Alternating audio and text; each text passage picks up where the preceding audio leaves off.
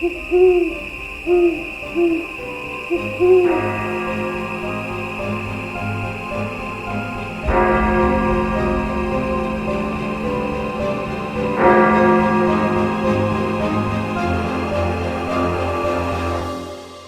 12 past 3.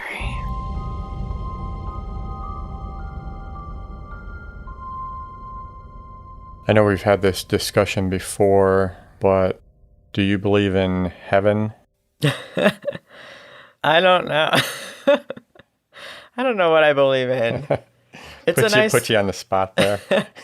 It's a nice thought. Yeah, it's kind of tough we were talking about reincarnation, and it's like, okay, well, if you're reincarnated, then what's the deal with heaven? Yeah. Or do you get a choice?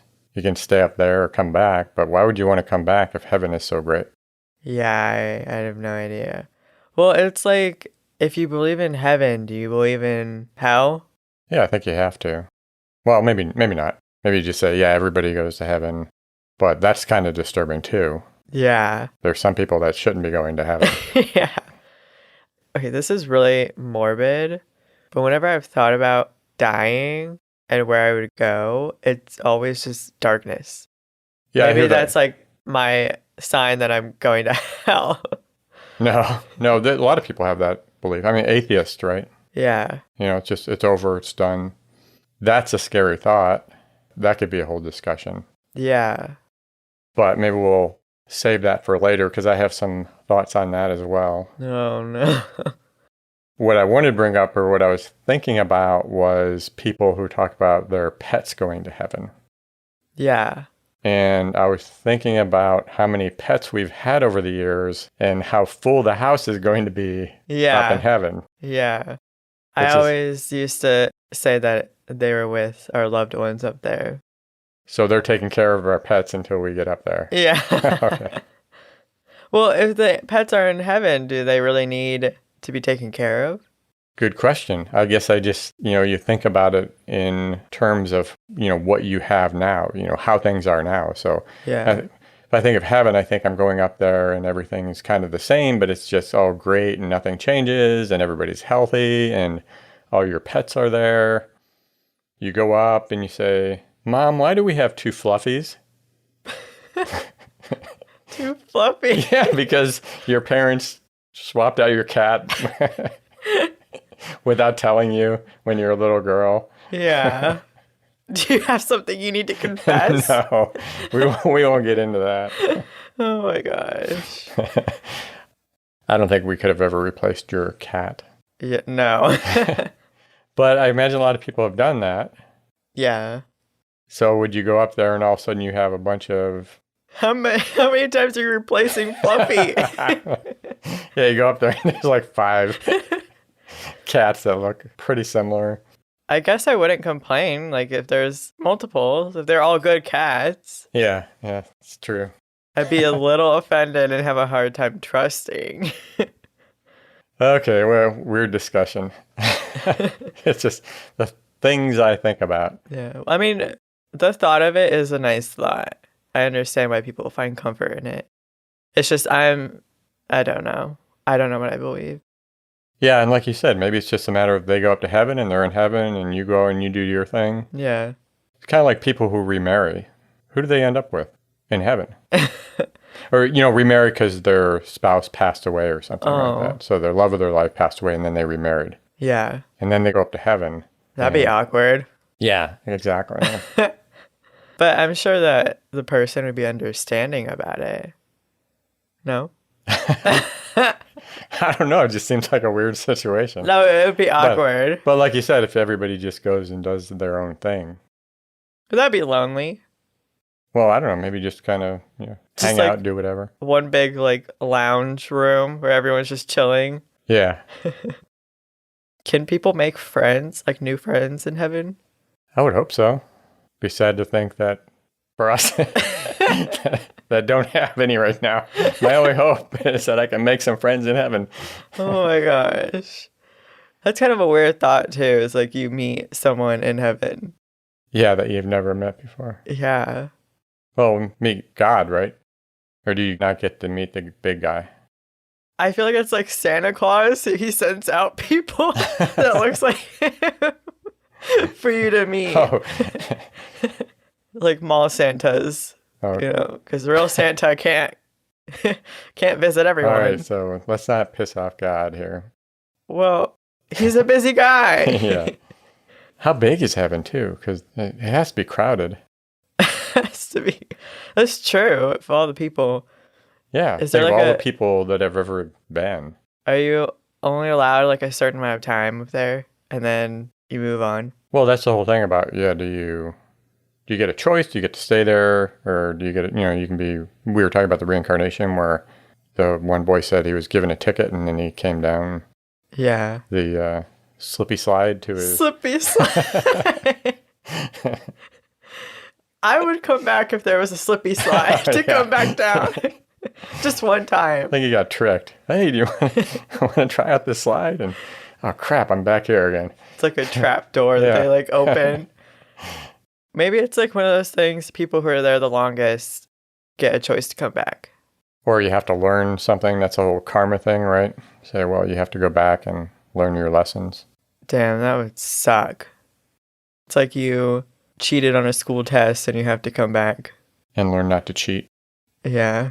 Oh, that'd be rough. Oh man, I would hate to think that cheating on a test would make me get kicked out of heaven.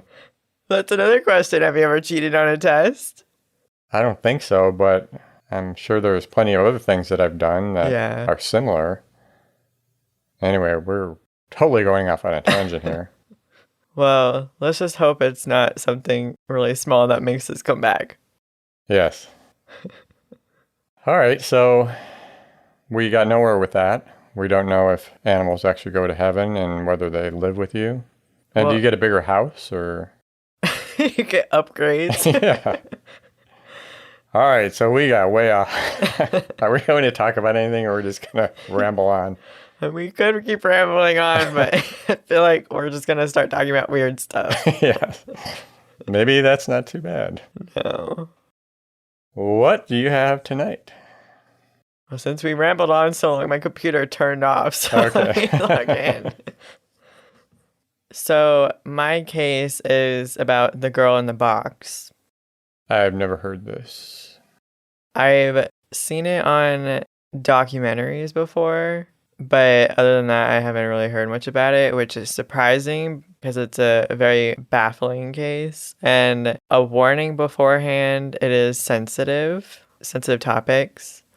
So again, that's something that affects you and maybe don't listen or know your limits. Sensitive in what manner? There is some mention of sexual assault in this. Ah, okay. And abuse, so okay. No details, obviously. Right. But just to make sure.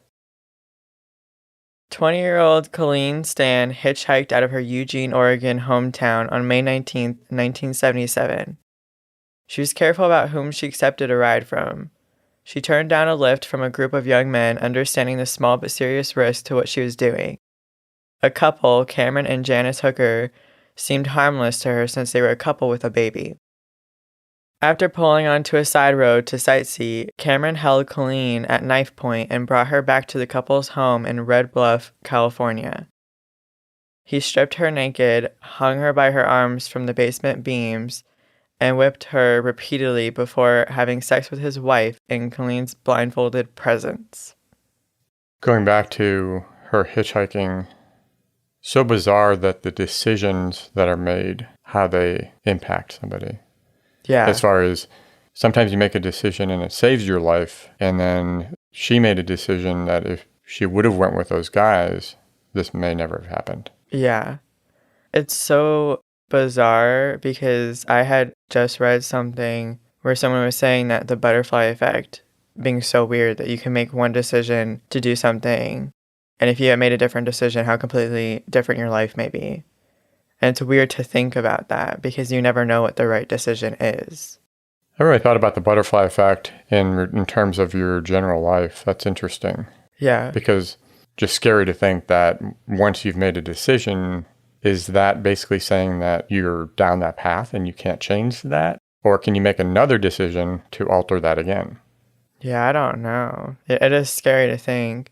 Well, it's like you hear stories, for an example, of people who weren't going to go somewhere and then they decided to just go anyways and then they end up meeting the love of their life there. As if they hadn't gone, they would have never met that person. Yeah. I guess it's interesting thinking about glass half full, glass half empty. Yeah. Because I've thought too about, if you're making a big decision to move somewhere, what if something bad happened after you moved? And you would think, if I had never moved here, would this, this would never happened. Yeah. But you could just as well move and then, like you said, meet the love of your life. So, yeah, bizarre. Wow, another tangent. Sorry, didn't mean to interrupt your story. I just was thinking about, my God, if she would have made a different decision. Yeah. Okay, yeah, sorry. It's scary to think. Yeah. Cameron presented her with a master-slave contract, which he forced her to sign. For 7 years, Colleen was held captive, locked in a small coffin-like wooden box the hookers kept under their bed. Occasionally she would be let out, but only to be assaulted, whipped, or forced to do chores.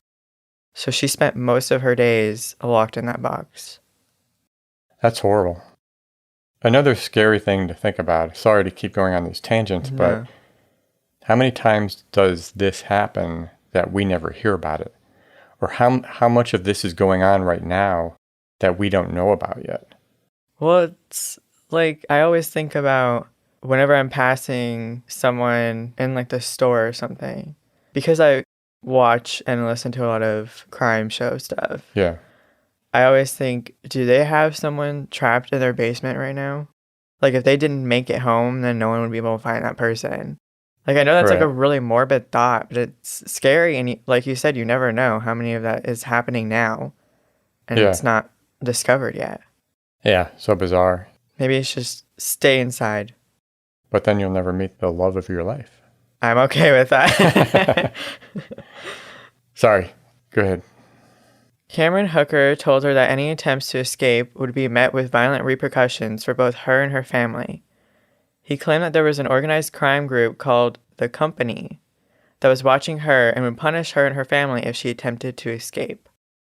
Surprisingly, in March of 1981, Colleen was allowed to visit her family by herself for 24 hours.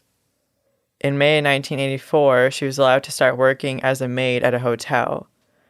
Colleen was also given opportunities to go jogging unsupervised, but she never attempted to run away in fear of the company. It's amazing how people can be manipulated psychologically. Yeah. It's scary. Well, with the threat of your family and stuff. Yeah, but just to think that she visited her family, she's out working, yet she's so afraid that she won't try to escape. Yeah. Just so bizarre. So scary. Yeah, it's really scary how that can affect you and stuff. I really have no words for it because it's just scary that something like that can happen. Yeah, it's just sad. Just sad, scary, and bizarre. Yeah. Michelle Gallietta, I'm not 100% sure if I pronounced that right, but hopefully I did. A professor of psychology at John Jay College of Criminal Justice who has done research on violent offenders, psychopathy, and trauma, stated that Colleen's belief in the company makes sense when taken in the larger context of her kidnapping. Quote, "It sounds a little unbelievable, but ask yourself, is not the fact that she's kept in a box under the bed completely wildly unbelievable?" End quote, Gallietta asks. If everything you ever thought in terms of predictability and safety is taken away, what is left of the psyche? This is not a one-time assault or one-time attack. This was pervasive for years. Yeah, I want to be clear when I was talking about this earlier that I'm not questioning why would somebody or how could somebody fall for this bad term, but, how could she not talk to her parents when she got there? Or how could she not get away or whatever? Yeah. I totally understand the fact that people can be brainwashed, if you will, to do what their captor is telling them to do. Yeah. I'm just saying that it's just scary and bizarre how the mind works that allows you to fall into those type of traps. Yeah. No, I I understand what you meant, because that is a scary thought. Yeah. Anyway. Janice's role in the story of Colleen Stan's imprisonment is complicated. After marrying Cameron Hooker in 1975, Janice agreed to allow him to have a slave whom he could torture under the condition that he only has sex with her. For years, Janice saw Colleen as a rival. Things turned when in 1984, Cameron announced a plan to get another slave. In August of that year, Janice went to a pastor and told him everything. When the pastor advised that Janice leave the marriage, she went to the motel where Colleen was working and told her the truth about there being no company, and that she could leave without anything bad happening. Gallietta describes Janice as a collaborator, but she stopped short of calling Janice Hooker a psychopath in her own right, saying, quote, "These are not psychological questions, they are moral questions. You don't get the impression from any data that she has a lot of psychopathic traits. More that she was so locked in that she ceased to have independent thoughts." End quote. Still armed with the information Janice provided her, Colleen left, but not before calling Cameron from a bus station payphone, where she told him she was leaving. He cried in later court testimony, describing the conversation as a hard goodbye from a woman he loved. What? Yeah. That's bizarre. It's scary that that's what he considers love. That's what anyone would consider love. Yeah. Mark Olver, a professor of psychology who specializes in sexual deviance and psychopathy, says it's hard but not impossible to imagine that someone as psychopathic as Cameron Hooker might mourn the loss of a victim relationship the same way that well-adjusted people mourn the termination of their romantic relationships. Yeah, I'd never thought about that as far as how the captor reacts. I just always thought that they were unfeeling psychopaths. I guess it's not so surprising considering that she was held captive for 7 years. Yeah, bizarre. Olver stated, quote, "People who are so psychopathic are so self-serving, but it's possible he could have had an attachment to her. As sadistic and one-sided and brutal and terrorizing that the relationship was, but I don't know if it's an attachment or the loss of the human sex object." End quote. He's not mourning the person, he's mourning what the person represented to him. Yes, that's what they were questioning. Okay. That it's not really as much of an attachment to her, but yeah, like you said, what she represented. Yeah, so it's mourning an object that he cherishes, not the person. Yeah. Okay. Janice called the police to report Cameron's crimes about 3 months later. Although she had second thoughts and helped him destroy some of the evidence that would have helped convict him, she ultimately worked as a cooperating witness against Cameron in exchange for immunity. Between Janice's testimony, Colleen's testimony, and evidence collected at the scene, notably a copy of the master-slave contract, Cameron Hooker was convicted of kidnapping, using a knife in an abduction, assault, and sexual abuse on October 31st, 1985. He was sentenced to 104 years in prison on November 22nd, with Judge Clarence Knight remarking at the time that Hooker is, quote, "the most dangerous psychopath I have ever dealt with and will be a danger to women as long as he is alive," end quote. Had he done this with other women? Or was this his first? To my understanding, this was his first. He wanted more women to do this. Right, yeah. I just didn't know if he had actually done that. But yeah, to my understanding, this was his first. Totally agree with the sentence, but I think back at previous stories where people who have done worse have gotten less time. Yeah. That's a whole nother tangent. I guess we won't go down right now, but... Yeah, that's a whole thing I can talk about. Yeah. Hooker is currently serving his sentence at the California Substance Abuse Treatment Facility and State Prison. In 2014, he was denied parole for 15 more years. However, because COVID-19 has inspired new releases from prison, there's a chance Hooker could come up for parole again in 2021, something that the local Sheriff's Association opposes. Olver says sex offenders who are Hooker's age don't tend to reoffend nearly as much as those who are younger, partly due to diminished physical strength. I can see the argument that, when you're getting into your 60s and 70s, that you're less likely to commit a crime. Yeah. But that doesn't take away from the fact that they shouldn't be allowed to go back into normal society. Yeah, and I feel like releasing him, especially before his sentence time, is just a disgrace to the victim. Right. So he's going to go out and be able to be free. Yeah. Rather than serving the sentence that he was given. Yeah. That's bullshit. Regarding Hooker's underlying psychopathy, Gallietta says extreme cases like his rarely disappear with time. It's one thing to rehabilitate a one-time violent robber, it's another to make a sadist like him better. Given the lack of remorse necessary to engage in his behavior and the kind of pathology that creates the appetite for it, we certainly do not have any good track record in the world of psychology to modify that.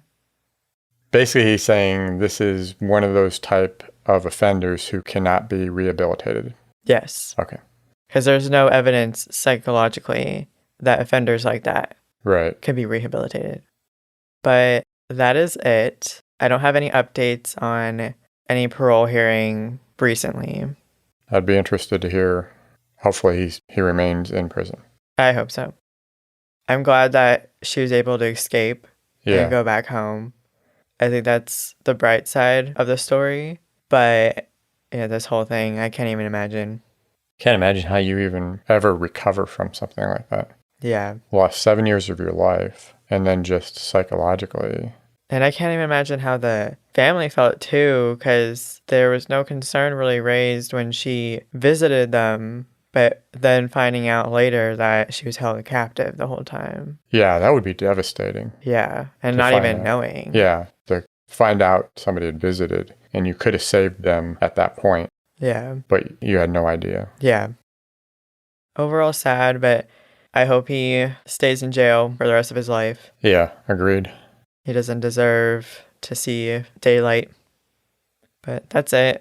Another messed up story. Yes, you seem to have a lot of those. Well, with true crime, it's kind of hard not to. Yeah, agreed. And that was nervous laughter, wasn't? No, I understand. What do you have tonight? Hopefully not as depressing. Hope not. So I am going back to haunted forests. Again, still surprised that there's that many. Yes. Yeah, originally I was planning on spreading these stories out a bit, but I just happened to run across a story about the Brown Mountain Lights. I remember hearing about this story a long time ago, but completely forgot about it. Yeah. So I figured I should talk about it before I forget about it again. Yeah. So first, let me set the scene, if you will. Okay. Describe the area. Brown Mountain is located in western North Carolina and is in the Pisgah National Forest. Not 100% on the pronunciation, because I heard people saying it differently as far as Pisgah. So I'll go with that. Okay. So that forest is part of the Appalachian Mountain Range and is east of the Great Smoky Mountains. I know you're familiar with that area, so. Yeah. Oh, total side note. Last week you brought up about whether any of the haunted forest had to do with Bigfoot. Yeah. All right. I did see him mentioned once in some of the many theories for this story, but nothing really credible. Poor Bigfoot gets blamed for everything. That's what I was going to say. They just want someone to blame. But the reason I bring it up, I figured as long as you're in the area to check out the Brown Mountain Lights, not too far from there, in downtown Marion, North Carolina, you can go to the 3rd annual Bigfoot Festival. 3rd annual? Yes, it's the 3rd annual, and it's being held on September 17 and 18 this year. So just in case you wanted to go. Aw. Anyway, let me continue to paint my picture. Okay.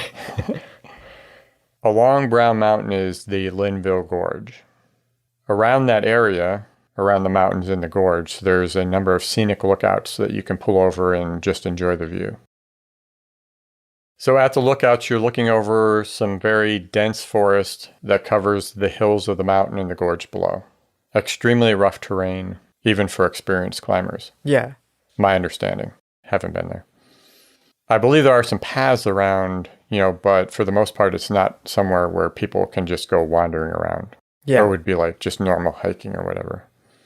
I'm not too sure about how big the area is, but I believe the gorge is like 4 or 5 miles long. So when you're looking over this, it's a huge area. Yeah. Within the area around Brown Mountain and the gorge, there have been sporadic reports of ghost lights. From what I understand, the lights don't appear very often. So they aren't something that you can just go and like expect to see. Yeah. If you go visit or go to the lookout and expect to see it on any given night. So you can't just plan a trip to see them. Right. Okay. Right. For example, Charles Broswell Jr., who is a professional photographer and author of the book Are Those the Brown Mountain Lights, captured one of the most famous pictures of the lights. He first started searching for the lights in 1999, and he said it was about his 35th trip out there that he first saw them. So that's how difficult it is. That's dedication. Yeah. There's a lot of discussion about how much time he was out there waiting with his camera to try to capture these lights. That's so crazy. I mean, kudos to him for taking that time. Yeah, but that's just an example of, it's random and it's really hard to see them. It's hard to plan to see them. Yeah. Reports describe the lights in many different ways. Colors reported have been white, red, yellow, orange, blue. The lights have been described as looking like large balls of fire and also like small candlelights. Oh. They have been reported as floating near the ground, moving amongst the trees, and also hovering over the trees and even rising high into the sky. And in the case of Charles Broswell's photo, the light was actually above the mountains in the sky. Oh, wow. The motion of the lights has also been reported as slow-moving or appearing as like fireworks. So very fast sparks and stuff. I'm going to jump around here a little bit because talking about the variations in the reported sightings, I think it's important to consider a point brought up by one of the people who had investigated them. Daniel Caton, a professor of physics and astronomy at Appalachian State University, who himself was originally skeptical, pointed out that a lot of things can be confused when you are looking across the gorge. Yeah. So if you're looking at things far away, it's real easy to misinterpret what you're seeing. Yeah. For instance, there are some trails up there, like I mentioned, and ATV lights. So people can, there are some areas where ATVs can go. Yeah. And you can see those lights from across the gorge. So just one example of something that could be misinterpreted as the lights. That makes sense. Yeah. But he said that he believes that only about 5 to 10% of the reported sightings are real. Wow. So just bringing that up as far as all of these different variations of what the lights are, that there could be a lot of false reporting in there. Yeah. Could you imagine thinking that you've seen the lights, the rare lights, and they're just ATV lights? Yeah. That would suck. Well, but if you don't know, right? So I wouldn't try to discount anybody's story. No. Right? It's just like, believe what you want to believe. Yeah. But I feel like if I've seen the lights or believe that I've seen the lights, and then I hear that only 5 to 10% are actually real sightings. Yeah. Sorry to burst your bubble. Yeah, I would be more likely to think that I actually didn't see them.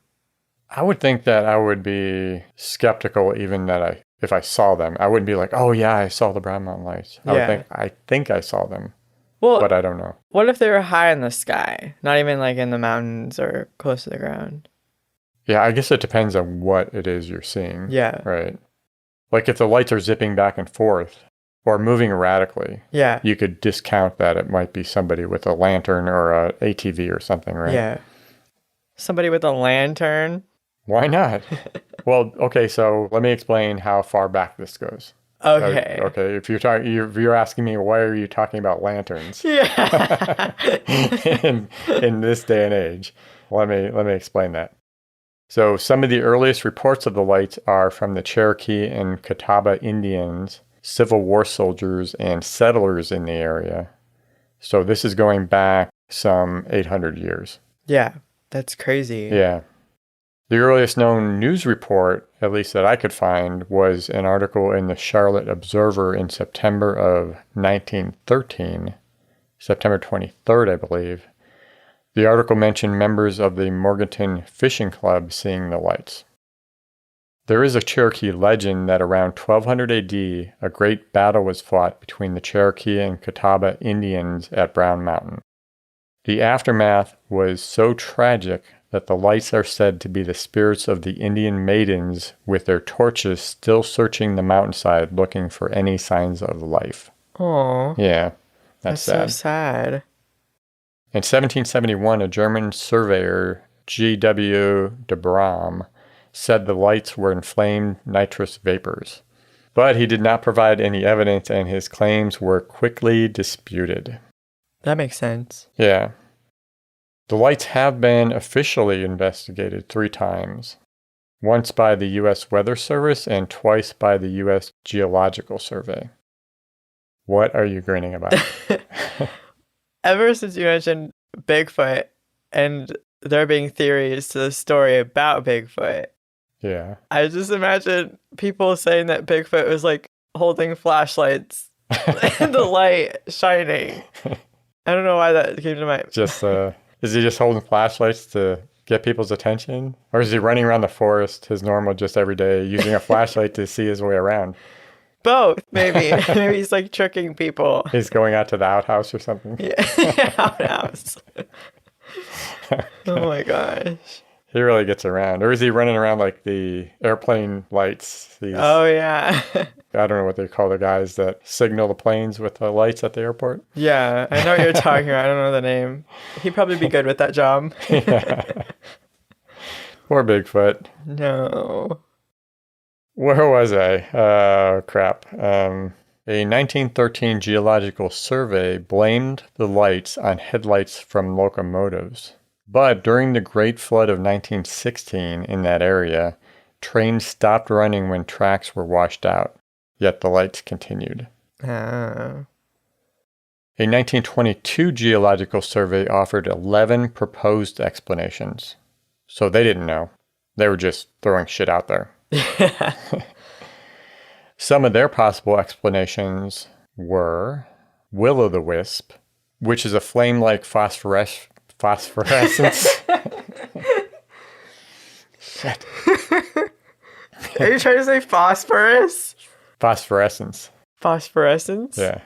Which is a flame-like phosphorescence caused by gases from decaying plants in marshy areas. Never heard of that. Me neither. I never heard of these other ones either. Foxfire. Firefox? No, not Firefox. Foxfire. A bioluminescence created by some types of fungi present in decaying wood. Moondogs. It's a thing. It's reflections of lights around the moon's halo. Moon dogs? Moondogs, or mock moon is what it's also called. That makes more sense. Yeah, because they're reflections in the halo that make it look like a small version of the moon, I guess. Yeah. I don't know. You know, where's Bill Nye when you need him? Bill Nye. He could explain this. I would just make it boring. And also St. Elmo's fire, which from what I understand is a blue glow that sometimes occurs at the end of pointed objects during a thunderstorm. They're all weird names. Yes. Other explanations have been cars, stationary lights, brush fires, fires from stills of moonshiners, going back to the lanterns, and the fires of the moonshiners. Oh my gosh. I don't think that's the case these days. I don't think so either. And in the early 1900s, the suggestion of aliens. That makes sense. Although I didn't read a lot about that theory. That's interesting. Yeah. You think that would be... One of the big ones. And it might be in certain circles. I just didn't read a lot about it. Yeah. They did hold a symposium back in February of 2012 to discuss the lights. Burke County Tourism Director Ed Phillips brought in 2 notable experts. Joshua Warren, a paranormal investigator, and Daniel Caton, the Appalachian State University professor I was just talking about. Warren first saw the lights when he was 12 or 13, and in his 20 years of investigation at the time of the symposium, I believe, he reported seeing the lights only 6 times. So again, how difficult it is to see the lights. Only 6 times? Yeah, well, in 20 years, though. I guess that makes Yeah. sense. If you're investigating, I'm not sure how much time he was spending on it, but they spent the afternoon discussing the lights, but didn't really come up with anything new. But they both agreed that there is no question of the existence of the lights. Yeah. It's just a question of what they are. It's crazy after all these years, we still don't know. Yeah, that's interesting. I'll bring that up in a second here, but Okay. I did read that they both believe that it is possibly ball lightning. Another explanation I'll leave to Bill Nye. But just imagine lightning in the shape of a ball, and you're halfway there. That's all I can tell you about it. So going back to what you were just saying about figuring out what they are. Yeah. My thoughts are there are a lot of people trying to do just that, to figure out what the lights are. And maybe there is a scientific explanation, maybe not. But for me, this is one of those mysteries I hope that they never figure out. Yeah. Because I was thinking how long this has been going on, been passed down from generation to generation. Yeah. It seems like it has to be part of the culture of the area. So why not just leave it alone? Because it just seems like it would ruin The experience of the seeing them? experiences that have been passed down through the generations. Yeah. Maybe not, I don't know. That was just my thought. I mean, I understand, hating not knowing what things are, like what it is. Right. But I agree. I feel like it would kind of ruin the experience. It's kind of like, when you find out how to do a magic trick, it Right. ruins Yeah. the trick for you. Yeah, so I was thinking that, this has been part of their lives and it's been this mystery. And then Yeah. all of a sudden you're going to give them an explanation and say, whoa, no, it's not. It's just this. There's Yeah. nothing mysterious about it. But I understand wanting to know. I Yeah. totally agree with that. But I think Dan Caton was right when he said, and I won't put this in quotes because I don't know if this is the exact quote, but I believe it is. It won't matter what we find because the myth will outlive us. Yeah. So he's basically saying, even if we find the truth, people are still going to believe what they want to believe. Yeah. Last thing, I was watching a show about the lights, and I'm calling bullshit. Uh-oh. To me, the paranormal reality shows, most of them, I won't put them all in this category, but most of them are for entertainment purposes only. Yeah. Because they over-dramatize stuff to keep people's attention. Yeah. First, in this particular show, they imply that they were investigating the lights over a couple of nights. And the lights just happened to appear. Yeah, suspicious, right? Yeah. Now, I understand a lot of shows will record stuff over multiple nights. Because you ever see the ghost shows where they go in for one night to investigate? Yeah. Right? Like these ghostly appearances happen randomly over years. And then they go in and they're going to find something in this one night. Yeah. Right. I know they'll record over multiple days and then just condense everything as if it was one night. But still, the bigger one though was they had a guy down in the gorge and the crew was up at one of the lookouts with the equipment. They let him go down there by himself? Well, he had at least a cameraman Oh. because, you're seeing him down there. So there had to have been someone behind the camera. And then there was another guy with him. Okay. The crew was up on the lookout, and then they had this equipment. So when they saw the lights, they could determine the location. Yeah. What they were going to do was when they determined the GPS coordinates of the lights, they were going to radio them down to him, and then he was going to try to get under them, which amazingly happened, right? Huh. To a point. But Okay. I told you about how difficult the terrain was Yeah. and how big of an area it was. How would they even remotely think that he would be down in there, even close to where the lights might show up? Yeah. And then to be able to navigate that terrain in the dark to get to them. What are the odds? Yeah. I mean, really. Know. There's something fishy about that. Yeah.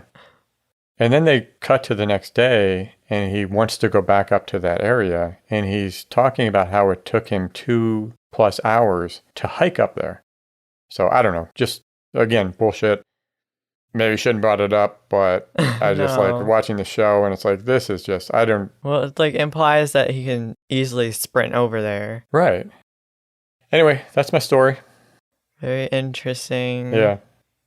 I wonder, because you said the one guy saw it at least 6 times. Yeah. Because I was curious how many times, if people actually see it more than once. But I guess if you're investigating, that makes sense. Yeah, I did see some things about, some people that work up in the area. Like, work for the forest and stuff like that. Yeah. Well, not the forest. Work for the forest. They were hired by the forest. Bigfoot hired them. Yeah. But there are people that have said that they have seen them multiple times. I don't think as many as these other people. Yeah. But then they were talking to some people that hike in the area, cycle in the area, who said they have never seen anything. So I imagine there's a lot of mix of. Yeah. And then, of course, like we talked about, there could be a lot of false sightings. But I won't discredit anybody's story. No. Anything else? Any other ramblings we can do tonight?